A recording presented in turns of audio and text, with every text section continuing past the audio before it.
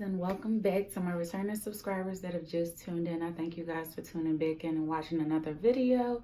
To anyone that's new here that's stopping by, hello guys. We really welcome you. If you're coming and you're watching the videos that I've made and you've come this far, you guys are the real. So today we're going to talk about shrinkage. I'm going to really love this video. I made I took notes because I had to research for y'all, because I don't want to be out here in these streets and just giving you, it seems like I'm giving y'all information, and it's not the correct information. So I took notes from a very reliable source. I went to naturallycurly.com and took notes and did research, and with that's just one of the websites that I did research on. I did quite a few, and I just looked into it, read a lot of articles and things like that. So I'm going to give you guys some really good information.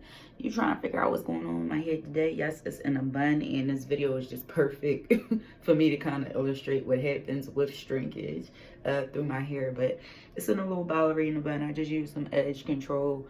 And I didn't really edge control the whole thing, just, the whole perimeter of my head, and I brushed it up into a bun, which was a lot easier than how I did it the other day. But the other day when I'm trying to get it back, that's a little harder for me to do a bun. That takes a little more work, but going up is easy.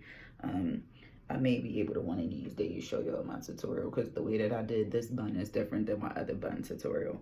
So, I may be able to do a tutorial on how I get my ballerina bun. That might be coming soon, so stay tuned for that. So, I'm not going to do too much rambling and talking. I'm just going to really get into it and talk to you guys. I'm sorry, guys.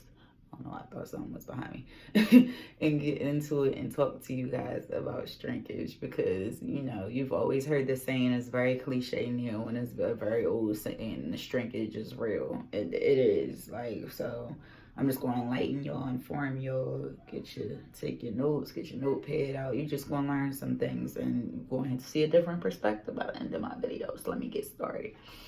So shrinkage is the decrease of your hair when it dries. So like, for instance, when you see my wash and goes, it may look a little bit more elongated, but once it fully dries, it shrinks up, and that's not my real, that's just my length shrunken up. The same thing with my flexi rod set. It came out beautiful and nice because my hair wasn't shrunken at the moment, but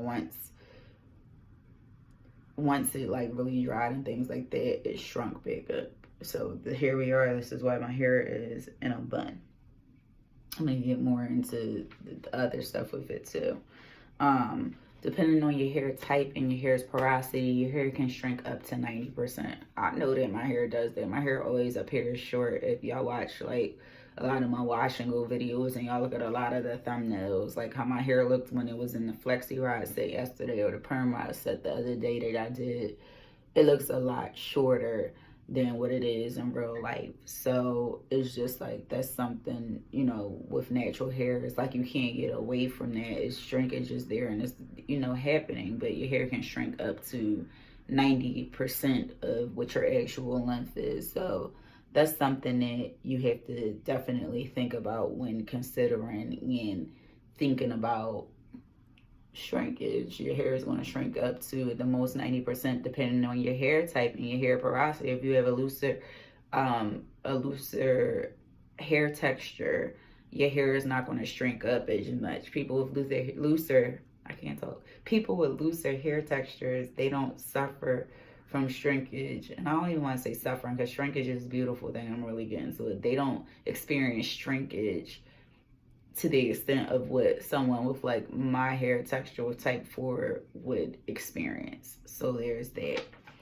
Not only is it normal, it's a healthy sign that if your hair is shrinking. For instance, I can't talk today. When I used to go get my hair pressed out all the time, constantly, my curl pattern was lost. My hair lost its structure of how it was. So in the process, you would not see me having curly hair. When the heat damage started, it looked like more of a wave.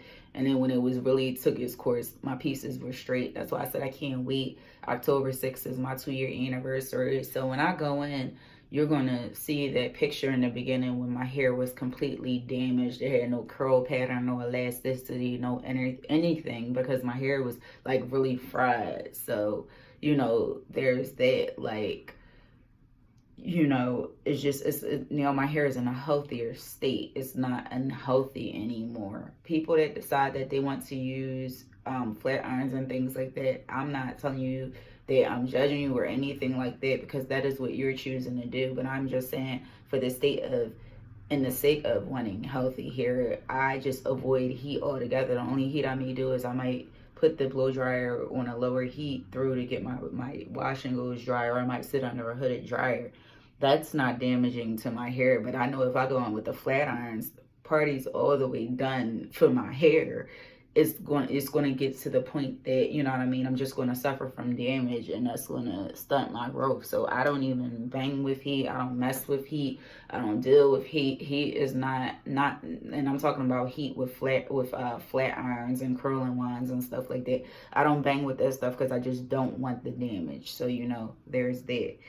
Our hair appears shorter in its natural state than when it's actually stretched. So like I said, piggybacking off of what I said earlier, when I do my wash and goes, my hair appears a lot shorter. But if I pull the hair down, I have my hair right here. My hair is armpit length right now as we speak. You know what I mean? So when your hair is shrunken, nobody can see that your hair is armpit length. I would have to straighten my hair, which I'm not going to do. I will have an anxiety attack. The most I will get is I will blow dry my hair, but I'm not straightening my hair. So, you know, there's that. So this is my next thing that it talks about. Over time, the moisture will cause your hair from the air will cause your hair to revert back and make it appear shorter. So like my flexi rod set, prime example. Everything was cool. It was all cool when I did it yesterday. It looked really, really nice. But because I don't do flexi rod sets often, and my hair is not trained to be sitting under a hooded dryer with rollers and doing flexi rod sets and things like that, my hair is going to revert back and shrink up, because once the moisture from the air hits it, my hair is just used to, it's not used to a state of being stretched. It's used to a state of being shrunken, because I haven't used heat in almost 2 years. I'm talking about flat irons.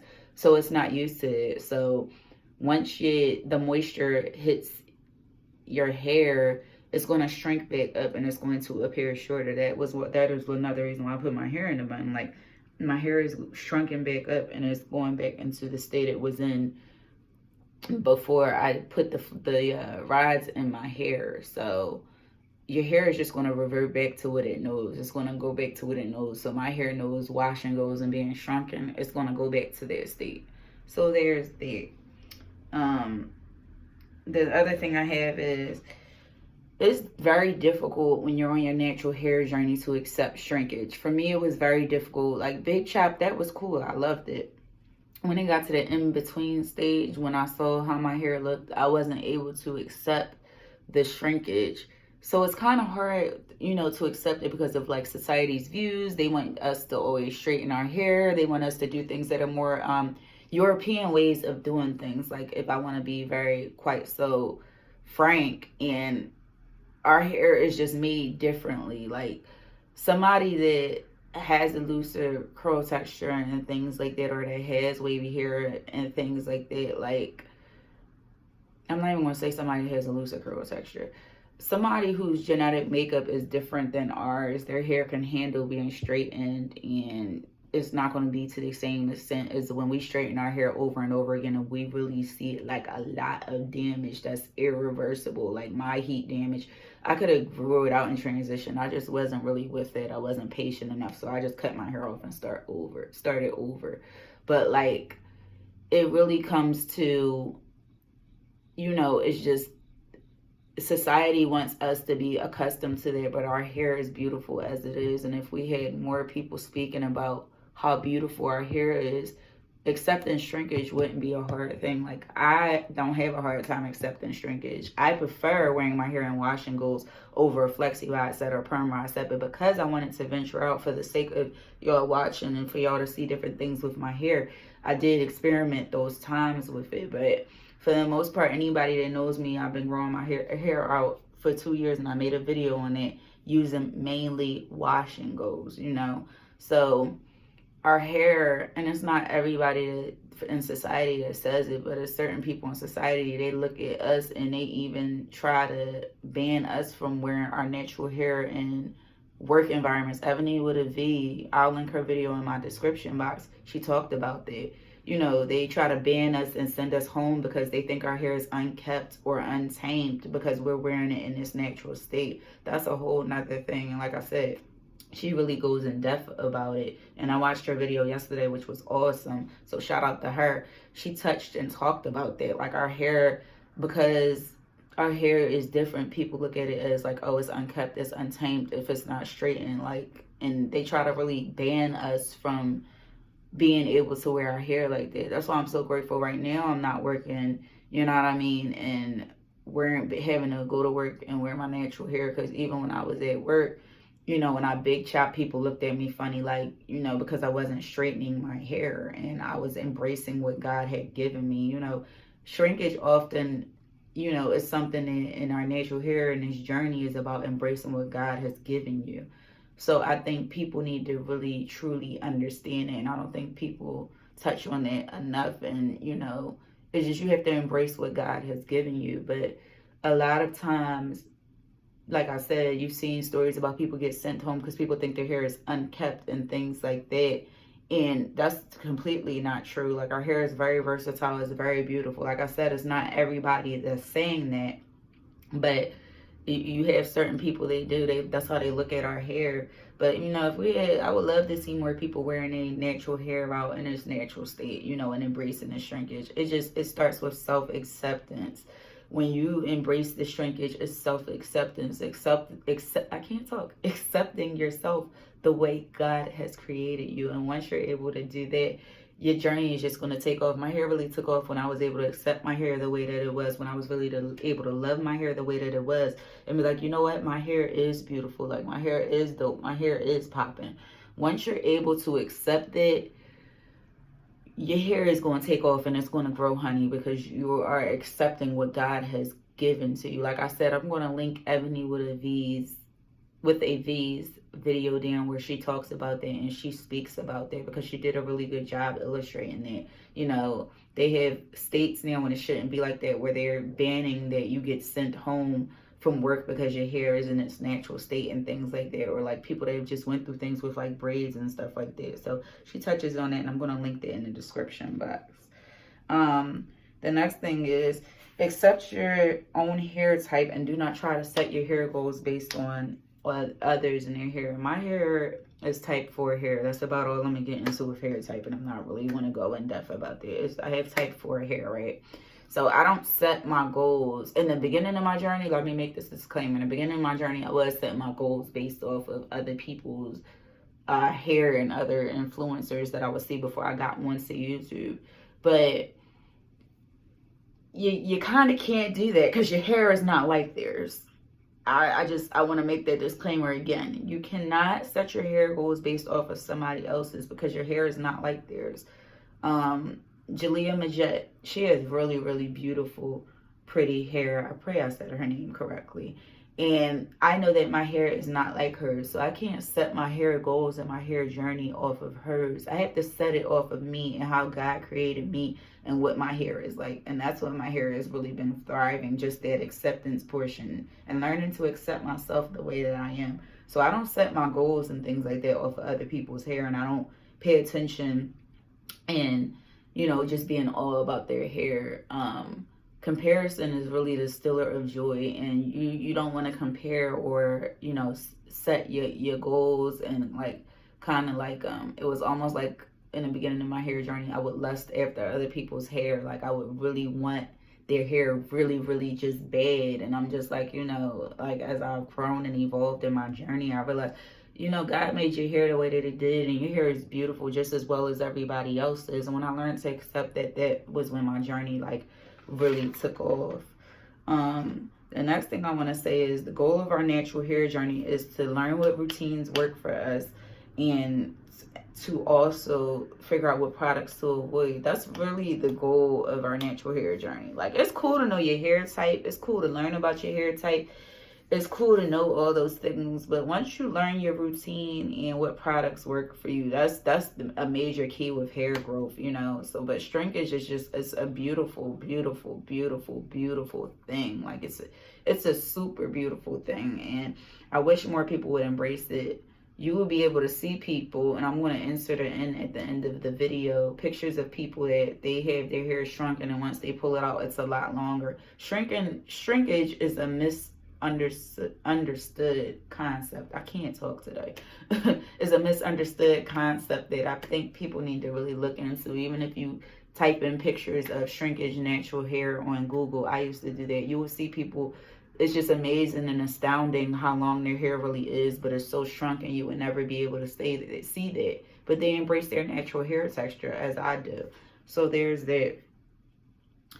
And then I got another major key that's a bonus for you guys, just to let you know, which is a cool tip, which I learned when I was researching. Certain ingredients increase your shrinkage, such as flax seeds, bamboo, milk, shea butter, and mango butter. So, I mean, if you're looking to decrease your shrinkage a little bit, you can look for products with, you know, flax seeds, bamboo, milk, shea butter, and mango butter in them. So, you know, there's that.